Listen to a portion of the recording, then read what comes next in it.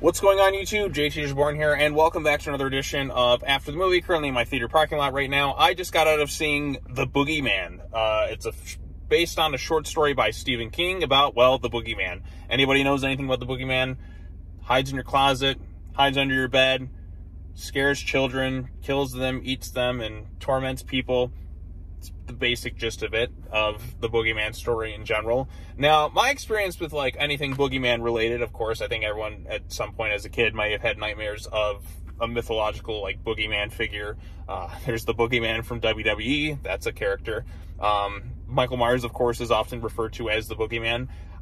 There's also a movie from, like, the early 2000s. I think they had a couple sequels called Boogeyman. And then there was one movie that freaked me out when I was a kid. It was a Disney Channel original movie called Don't Look Under the Bed.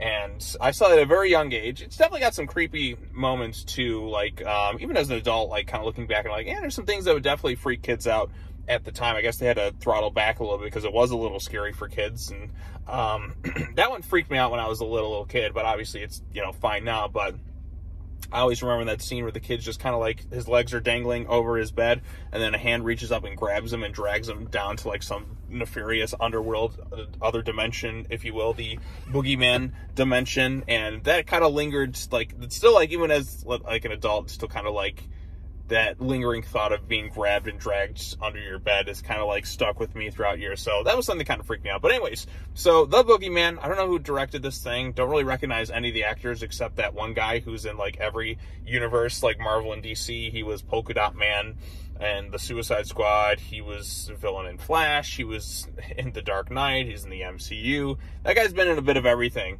So he's the only actor I recognize. David, I can't pronounce his last name. But everyone else, I had no idea who they are. Not familiar with the director. But basically the gist of this is the Boogeyman, this figure, this creature of sorts, a great creature design, by the way, is tormenting this family. It tormented this one guy, and his kids passed away, and then it's kind of passing on to this other group of people, and it hides in the shadows, afraid of light. And then they're also, this family's also dealing with the loss of loved ones. So the one dad's a psychologist or psychiatrist or whatever, and he's got a young daughter and then a daughter who's in high school. And there's a few things, like, in this movie, like, the acting is competent. Like, nobody is giving a bad performance in here. Child actor's fine.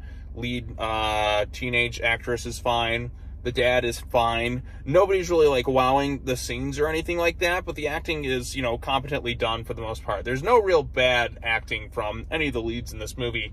Maybe from some of the high school girls. Like, there's one who's just an absolute, like, bitch.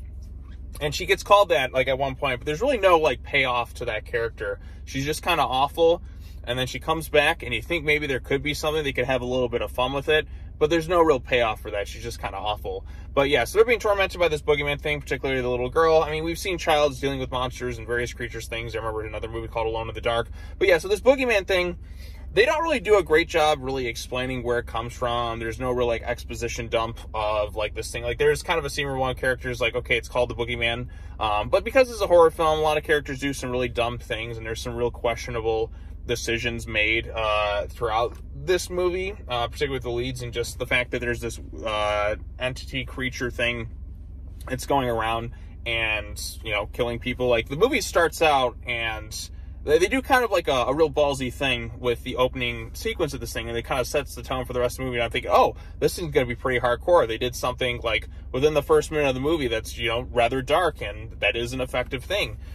There's not really any, I guess, fully effective scares, if you will. I mean, there's a few, like, tense moments, but nothing that really, like send a cold shiver down my spine, if you will, in this thing. The creature design itself is actually pretty great, and you kind of get little glimpses of it throughout the film, and then you kind of see what it is like at the end of the movie. But there's a few kind of questionable things because of, like, how this thing kind of works and what it does and how it gets from point A to point B. At one point it's in one house, and then all of a sudden it's, like, within an instant it's at some other place. Like, does this thing, like, wander throughout the streets and that? Does it kind of, like going into kind of the finale of this thing, it, like, takes place at a house, obviously, and it's kind of, like, in the dark, if you will, because this thing's afraid of light. How it gets from point A to point B is really kind of questionable, and and then it also can kind of get trapped in certain things, and it's like, okay, like, does it travel through the shadow realm or something like that? I don't know. There's no real explanation for this thing and necessarily how it works, but it is vulnerable to, I guess, gunfire and fire and all that. So that's kind of always the issue sometimes with these movies, where they have some sort of like entity or creature in that. Sometimes you make things a little too OP, and there's no vulnerability, and it kind of just makes things kind of cheap for me. Like, I always kind of had issues like with that, where you have some sort of creature or something where it's a little too unstoppable. Sometimes you get this on like paranormal things, or there's that movie Fear I saw like a while back, where it's just like, it just feels kind of cheap, where you can't, like, it can hit you, but you can't hit back. I always hated that. There has to be some sort of weakness. That movie Smile is one where I kind of had that issue too, where it's just like, it just seems so unstoppable that you can't possibly, like, even fight back. So it's like, what's even the point at that point?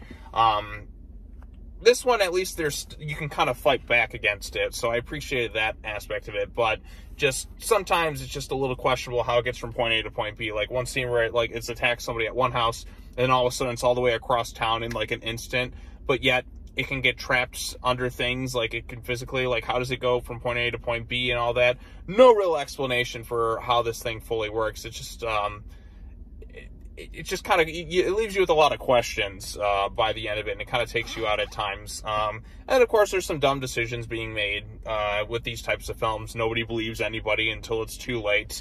A lot of cliches like that. I'd like a movie for once to kind of just take the stance like, oh, wow, this thing is actually kind of real. And then we're like all in on this thing to try and stop it like right away.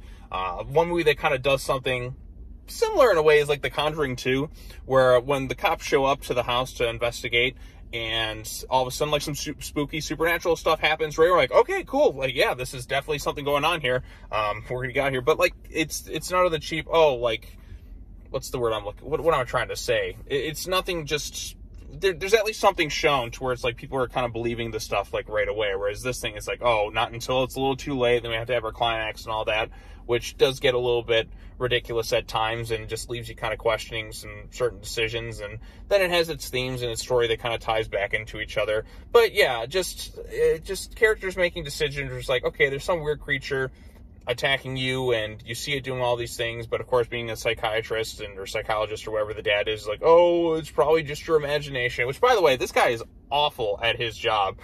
This guy is like the worst psychiatrist or psychologist or whatever I think I've ever seen.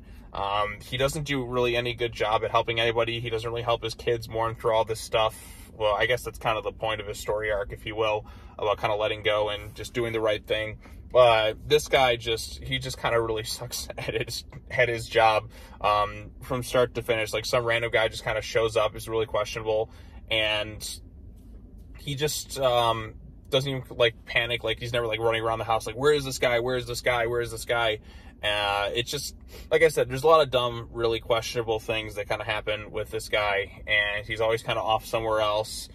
He really should not be a psychiatrist or psychologist. I don't know, like one of those like doctors like this. He really should not be, because he is just not really good or qualified enough for his job. Everything that I saw in here, it's like, yeah, there's a lot of red flags with you, buddy. You really are quite awful at his job. But like I said, the movie is competently made. There's some decent direction in here. Nothing, like I said, in terms of the scares that really kind of like got me or anything like that, but it's tense enough. It's well acted enough. There are some dumb, questionable decisions, but I think some people will come away like, that movie was fine. That's my takeaway with this thing. I'm probably going to forget that I saw it in a few months down the road. It's not going to really leave much of an impact, I think, compared to some other horror films. But it's not really anything quite awful. It's not like that movie Fear I saw earlier on this year, which was just terrible from start to finish. But there's no so bad it's good elements to it either to kind of make it something kind of campy fun. I think it sometimes is a little too serious at times. But then again, sometimes you could use a serious thing. I would have liked a little bit more fun with it too, with this creature, and you set up these really jerky, like, awful characters, and you just don't really do anything with that payoff, and I think that could have made the movie a little bit more entertaining, and I think a little bit more explanation into this creature and how it kind of moves around and, like, how it works and all that, setting some boundaries, if you will, because sometimes when you just, like, you don't set any boundaries, it can be kind of limitless. and it can kind of take you out of the movie, at least for me, when you get like creatures like that in these types of films. There has to be some sort of weakness, so that way I can actually care about the stakes and like, okay, this thing can actually be defeated, if you will. It's not completely invulnerable. So, I mean, there are some vulnerabilities for sure that are showcased in the movie, but I would have liked a little bit more explanation to the lore and how this thing works and how it gets around in that, because there is one scene where it's just one point A to point B in an instant. It's kind of like that scene in Emperor's New Groove where it's like, wait, how did you get here before us? And then Yzma and Kronk are like, how did we get here, Kronk? And then they pull out the map. He's like, by all calculations, it doesn't make any sense. They kind of just, and it's a funny joke. Something like that would have kind of helped the movie. But yeah, it's a movie I'm not going to really remember much in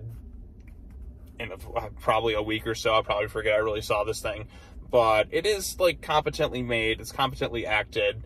And overall, I think the movie's fine. It has a great looking creature design that we get glimpses of like at the end of the movie.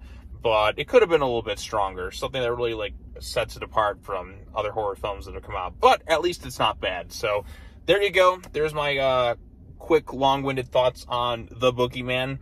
Doesn't quite live up to its full potential, but there's nothing really bad or insulting about it that just maybe just hate it.